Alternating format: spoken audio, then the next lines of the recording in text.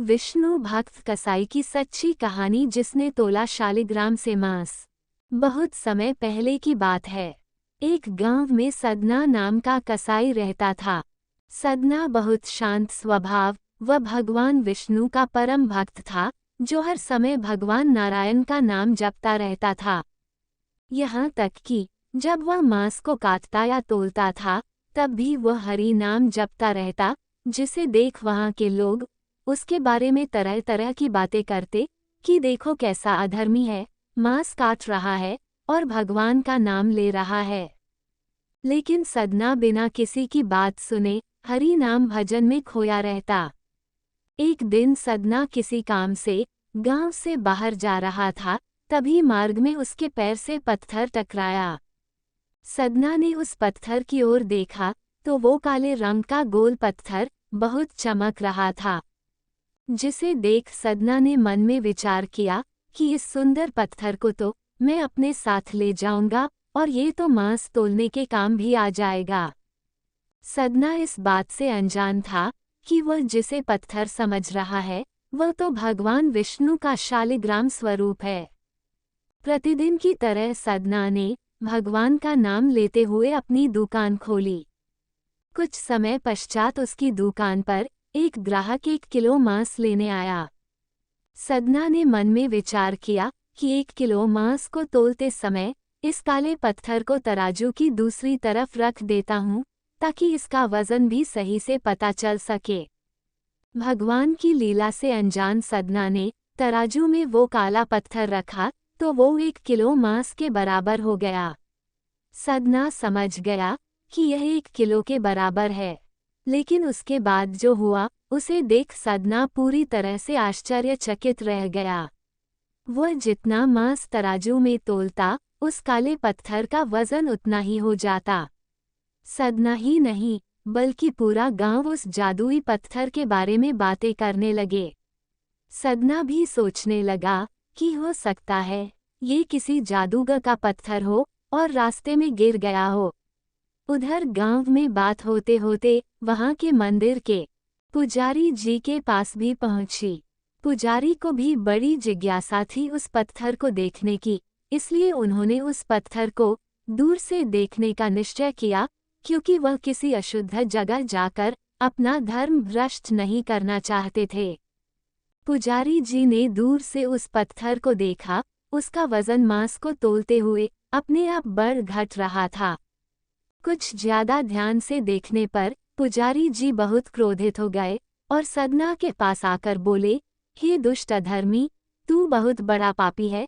तूने भगवान नारायण के स्वरूप शालिग्राम को मांस के साथ रखकर बहुत बड़ा पाप किया है। पुजारी जी की बात सुनने के पश्चात सदना हाथ जोड़कर पुजारी जी के चरणों में बैठ गया और बोला, हे ब्राह्मण देव, मुझसे अनजाने में ये कैसा पाप हो गया। मैं जिसे एक साधारण पत्थर समझकर अपने साथ ले आया था, वह तो मेरे प्रभु का साक्षात स्वरूप है और मेरे जैसे मूर्ख ने भगवान को अशुद्ध स्थान पर रख दिया।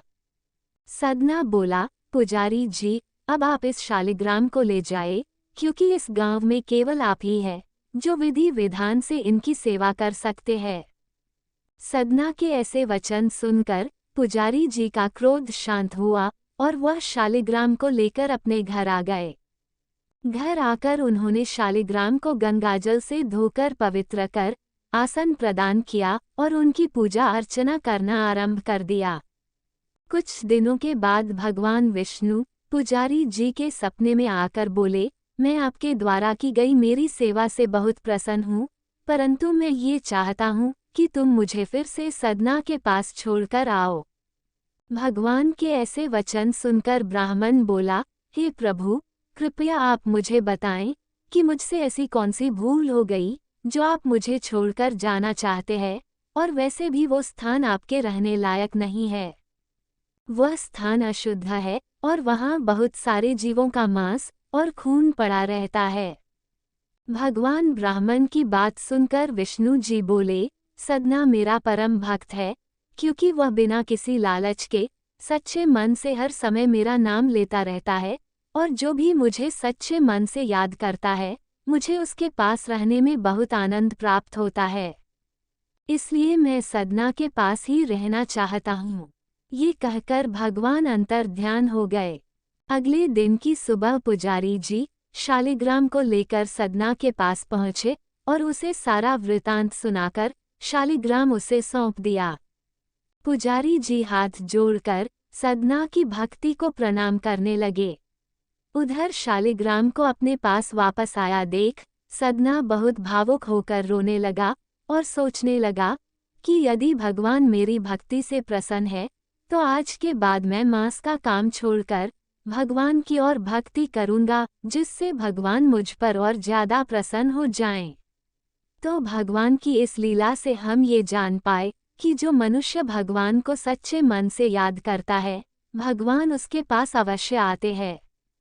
शिक्षा। दोस्तों, पुराणों के अनुसार इस कलियुग में सिर्फ हरि का नाम ही एक सहारा है। हरि नाम के निरंतर जाप से मनुष्य को मुक्ति मिल जाती है। मनुष्य किसी भी जाति का हो या कोई भी काम करता हो, यदि वह भगवान का नाम अपने मुख से लेता है तो अवश्य ही उसका जीवन सार्थक हो जाएगा। अंत समय में वह इस लोक को छोड़कर सदा सदा के लिए जन्म मरण के बंधन से मुक्त हो जाएगा।